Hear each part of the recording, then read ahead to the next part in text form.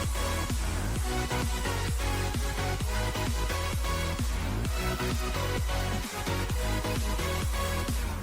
anak-anak Bali, selamat datang di Oasif, obrolan asik bareng aku, Niputu Dea Ciptasari, runner-up 2 Duta Anak Bali tahun 2019, Komisi Pendidikan. Oh iya, gimana nih kabar kalian? Kira-kira udah 1 bulan lebih kita berdiam di rumah aja untuk membantu memutus rantai penyebaran virus corona.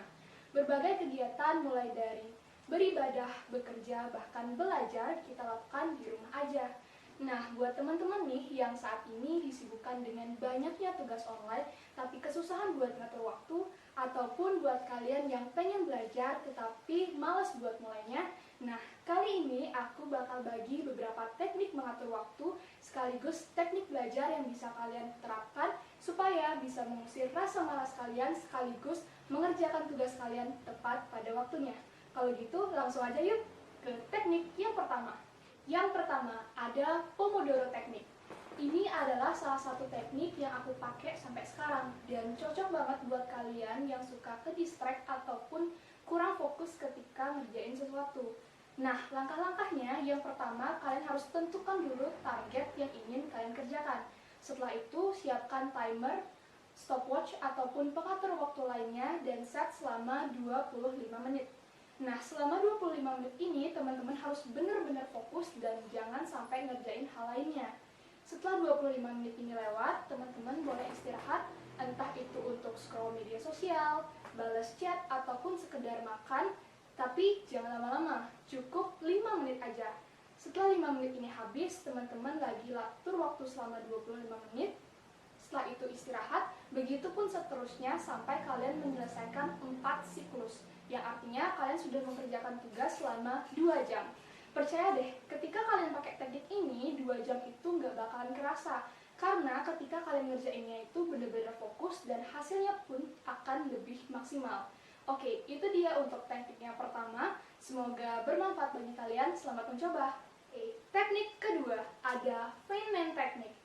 Teknik ini cocok buat kalian yang ketika belajar kurang suka buat ngafalin materi dari A sampai Z.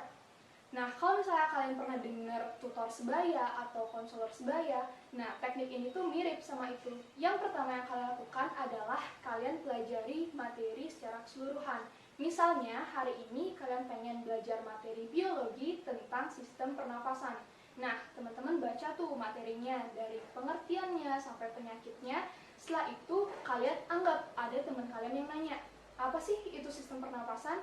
Disinilah kalian berusaha untuk menjelaskan materi yang kalian pelajari dengan bahasa kalian sendiri. Ketika kalian merasa kesusahan untuk menjelaskannya, kalian akan menemukan titik di mana kalian kurang memahami materi yang dipelajari. Ketika kalian ngejelasin ke orang lain, kalian akan memastikan apa yang kalian sampaikan itu bisa dimengerti oleh mereka. Otomatis kalian akan membuat diri kalian benar-benar paham dulu tentang materi supaya bisa menyampaikan hal tersebut ke orang lain. Oke, teknik yang ketiga, ada teknik Eat That Frog. Teknik ini adalah gabungan antara manajemen waktu dan juga skala prioritas. Yang pertama yang harus kalian lakukan adalah mengkelompokkan semua tugas dan juga deadline kalian menjadi 4 kategori. Kategori yang pertama, tugas yang penting dan memang ingin kalian kerjakan. Kategori kedua, tugas yang penting tapi kalian malas untuk mengerjakan. Kategori ketiga, tugas yang tidak penting tapi kalian ingin mengerjakannya. Dan kategori keempat, tugas yang tidak penting dan memang kalian tidak ingin mengerjakannya.